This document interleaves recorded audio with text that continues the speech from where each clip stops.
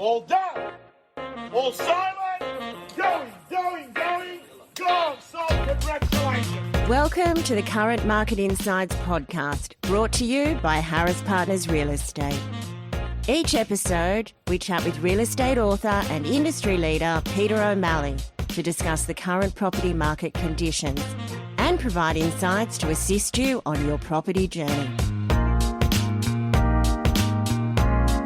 Hello and welcome to another edition of Current Market Insights. I'm your host, Ciaran O'Brien, and with me as always is my co-host and good friend, Mr. Peter O'Malley. Peter, hello. Hello, Ciaran. Great to see you. Great to see you, Peter. I wanted to just jump straight in tonight and have a bit of a chat about an article that was in the Financial Review this week, talking about remote work and how it's fueling the housing costs across the country. Firstly, I guess, did you catch the article this week? I did, Ciaran. I found it an interesting read. You could equally write the headline, Remote Work Devalues Office Space. Okay. Because as office space and even retail space to some degree has fallen in value, we are seeing a historical shift in the way that house prices are assessed by would-be buyers in the market, because it is doubling increasingly from just being their home to their home and workplace. Okay, so what are the primary changes, I guess, just looking at houses as a broad, I guess, a broad feature shift? What kind of things are people looking for other than just an office space in the home that may lead them towards a more remote-friendly environment? Well, I think this is the beauty of the world that we currently live in. As long as you've got Wi-Fi and an ability to sit in a nice space in your home uninterrupted, that's always easier said than done if someone's got young children, of course. But most people are working from their desktop from home, and okay, they might need access to some tangible reference points or folders, but by and large, on a daily basis, we see people working flat out at home in a corporate job when we go to visit them to give market appraisals and have real estate discussions of some description. And to them, their lounge room is their office. Yeah, interesting. I've certainly I've got a client through the agency that I go and see quite regularly who works for a bank in the United Kingdom, and he lives here in the inner west and does that job fine. It's an amazing shift. One of our loyal listeners, Chris, works for a firm in London and lives in Rozelle. There you go. Do you think, was this some prophetic work by the Australian government to look into the NBN and try to provide a more stable, structured broadband network across the country?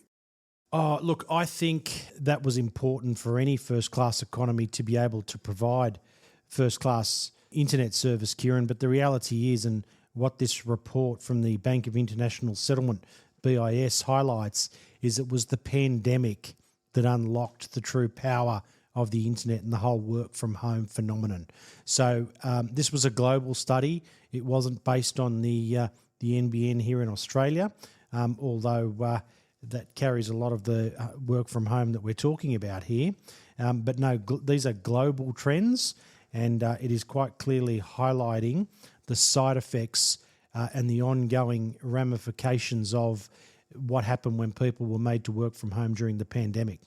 And work from home is looking increasingly like the major legacy for all of us coming out of the pandemic, now that the health side of the pandemic is behind us. Okay, so with that in mind then, given that the pandemic really did shift how we have to approach work in many cases to stay profitable and productive in this country and all over the world, what does the report sort of say is the key takeaway here? So it's suggesting that remote work is fueling the housing crisis, so to speak. But in what ways are they actually talking about? What's the key takeaway message in the article? There's a couple. It says, firstly, rents may rise to the extent that landlords can pass higher opportunity costs through to tenants. This effect may be reinforced by institutional factors such as partial indexation of rents to interest rates. Second, higher policy rates can also increase the financing cost of real estate developers and hence reduce supply. And then thirdly, the BIS said it was also possible that high interest rates had forced potential first home buyers to put off buying a home, adding to demand for rentals. So one of the offsetting points there with higher interest rates, but people being able to work from home, is there's a cost in travelling to work. There's a cost in buying your lunch. There's a cost in walking past a a coffee shop and having an impromptu cup of coffee with a colleague when you head into the office, where you can minimise your costs if you are budgeting by working from home a lot more. It's a whole lot less social, as we know. You're moving around less. Obviously, it's cheaper and easier to eat and drink at home than it is to be spending it out in cafes. And that's the overwhelming trend for people that are looking to offset higher interest rates coming out of the pandemic. Help me understand a little bit. What's the crisis they're referring to here? Because I get one part of the article is they're suggesting that people are holding on to, say, the rental market longer than they intended to, accumulating more savings potentially, or just trying to offset rising costs and inflation. So is the crisis that they're... They don't use the word crisis, so I think that's probably overstating it. They're capturing new trends, I think, is the reality of what's happened. So, okay. So to answer your question, it's not about a crisis, but what the trend that they're articulating here, Ciaran, is that since the pandemic and remote working was fueled, it's much harder for higher interest rates to push the housing market down. It's less responsive to higher interest rates because people can offset the higher interest rates by working from home, which is much cheaper. And we heard about this in the workforce during COVID, is people that were forced to go into the office were begrudging in some instances of people that were working from home because there's a financial cost in driving and travelling to the office on a daily basis versus the person that's able to work from home in their slippers. Like you don't even need as much corporate wear, for example. So you can just think about the side effects and the money saving that someone gets by working at home.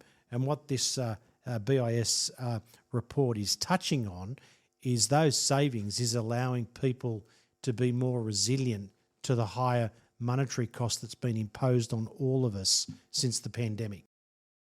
Okay, so I take all that on board. Do you think this report also touches on what we have mentioned in the past, that during the pandemic, people looking for places where they could remote work naturally pushed up the demand for those kinds of places, which also increased housing across the board? You know, would it be fair to say that people competing for these types of properties, knowing that they could do some of their work remotely, then just increase competition for those types of homes, which has kind of added to that pressure on the market? I think you need to overlay that with the government's immigration policy. So if we go to Japan, for example, they have 9 million empty homes. Right. So Japan has lower interest rates than Australia, but because it has 9 million empty homes, because they have demographic-wise, they have a shrinking population, housing is significantly cheaper in Japan than what it is here in Australia. Yeah. So supply and demand will always rule the day, and there's many facets to this. You know, again, BIS say that strong housing inflation is particularly challenging for central bankers because it's less responsive to higher interest rates than other areas of expenditure, because the home has increased in practical use if we're able to work in it.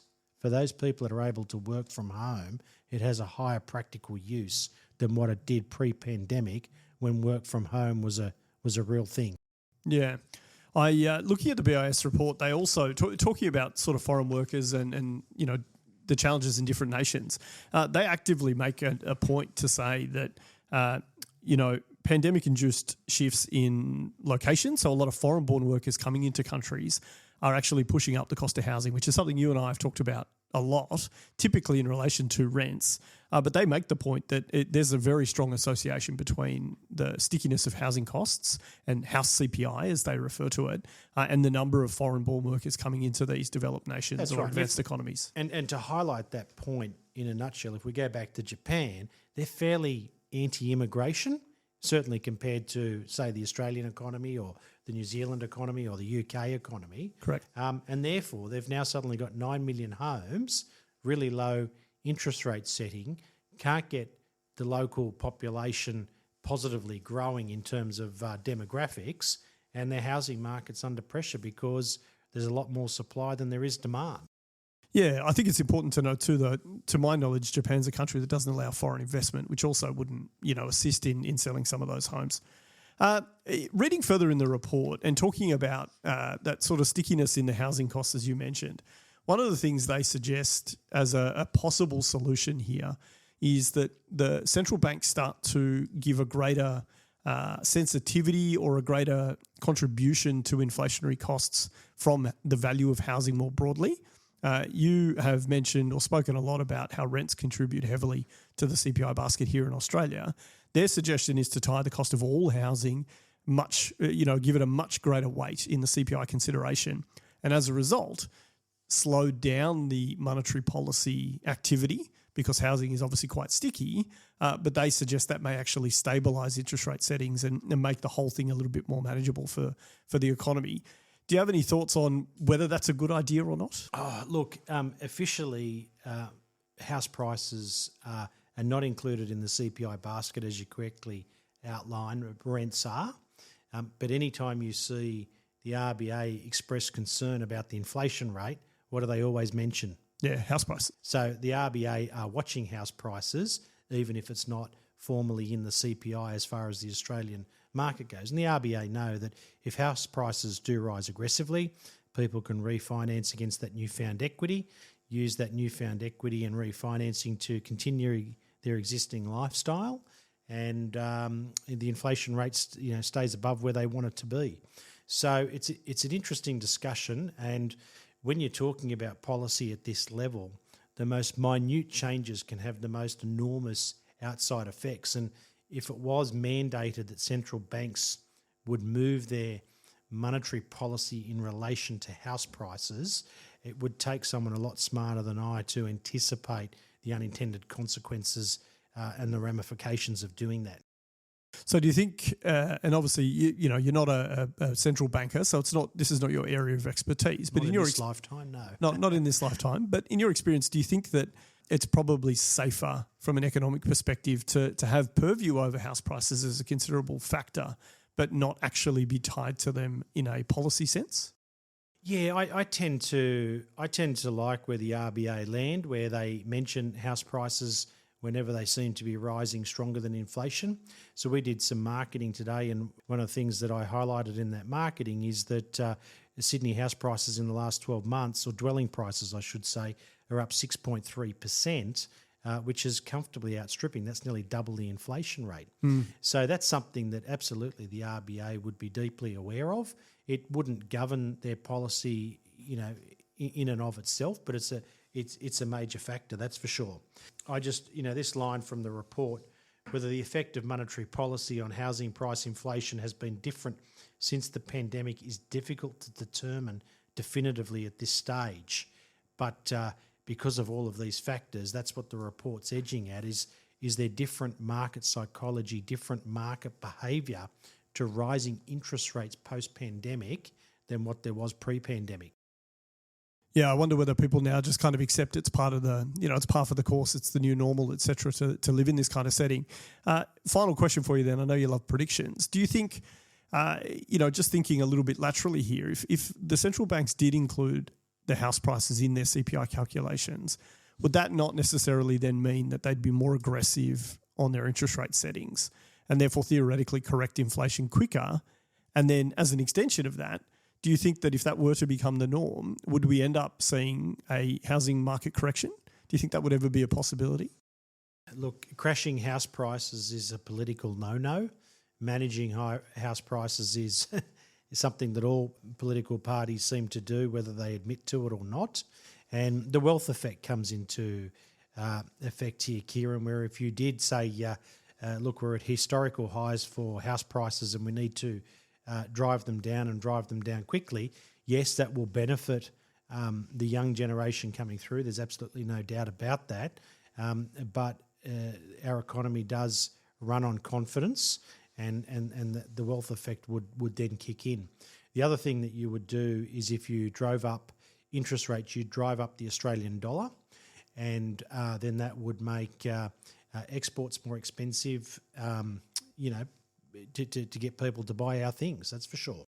Yeah, there's certainly a lot of shifts, and I'm not suggesting it'd be a good change, but it makes me think that if they did tie it to that price, then there would have to be more aggressive activity. Look, this is a global report we must highlight, so it wasn't written about the Australian market. I do come back to the point which I think you're touching on there, there's a real case, and this will be cemented if the inflation rate is out of whack when they release the number on July 31. There's a real case for saying that the RBA, to everyone's detriment, have potentially run too soft with interest rates here in Australia. In our last Talking Property segment with Louis Christopher, we highlighted of all the major developed economies, Australia is sitting right at the bottom or the lowest end of where the cash rate setting is. And now, while the rest of the world is cutting rates, we are on a knife's edge whether we increase interest rates or not. So there's a real case for saying the RBA should have dialed up in relation to the inflation rate, the persistent strength in the housing market sooner to nip it in the bud. But they had a view that it was global inflation, it was imported inflation into Australia. The rest of the world can do the heavy lifting in terms of increasing their interest rates, and we'd come out of it relatively unscathed. If they pull that off, all credit to the RBA, but if they are forced to increase interest rates on Tuesday, August 6th, due to the data reading on July 31, the market will be unforgiving. Oh, absolutely. And you're exactly right. That's kind of where I was heading with that, to indicate that we may have been a little bit slow to react had we considered some other factors here. Look, great article, Peter, and really interesting discussion. Certainly ties into a lot of what we have spoken about this year. As we wrap out tonight's episode, though, as always, I wanted to get a bit of a market wrap from you. I did catch Domain's auction results myself this week and noticed yet again they're a healthy 65%. Seems to be that they are just consistently reporting quite well. But I thought I'd get your sense on how those numbers compare with what we deem to be the real figures coming through. Yeah, look, so that's the Saturday auction clearance rate you've just quoted there for Domain, which is 65%. If we go to SQM Research's final result for the Saturday, they have it at 51.3%. What's interesting with SQM Research's weekly clearance rate is that's come in at 48.8%. So that is pushed down by a midweek clearance rate of 42% in Sydney, captured by SQM Research. And of those results, there were 60 sold under the hammer and 36 sold prior out of 228 auctions, giving them a 42% clearance rate with a further 17 sold afterwards. What's interesting, Kieran, we just look at SQM Research's numbers and there are some consistencies week in, week out, and we've highlighted many times that more properties sell prior to auction than are selling under the hammer at the moment. And it's the same again on the Saturday just gone, where of the recorded sales, 166 sold prior and 160 sold under the hammer. But the other trend that continually comes up week in, week out of the SQM Researchers numbers that we've never highlighted is the Saturday clearance rate is always higher than the midweek clearance rate. Have you picked that up? Yeah, I have, but I also always just think to myself, who's running a midweek auction? That just seems like an odd thing to do, having always been, I guess, conditioned around the Saturday auction campaign. Sure. Well, you are conditioned around the Saturday auction campaign, but week in, week out, there's 200-300 properties that go to auction across Sydney midweek. You know, a lot of them sell in a strong market, and in a weak market or a softening market, you get some systemic weakness showing up in the clearance rate there. But regardless, whether it's a strong market or a weak market, the reality is the auction clearance rate on a Saturday is continually higher than that midweek. I think the other takeout at the moment is that for 3 of the last 4 weeks, the auction clearance rate has dipped below 50%. And that is obviously something we've discussed in the past, is that signifies a potential scenario where vendors will need to reduce price to secure a sale.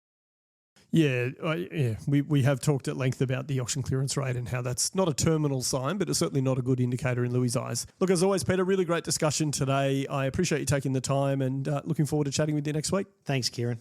And thanks to everyone for listening to Current Market Insights. We look forward to speaking with you next time. Thanks for joining us on the Current Market Insights podcast, brought to you by Harris Partners Real Estate, the podcast providing real estate insights you won't find anywhere else.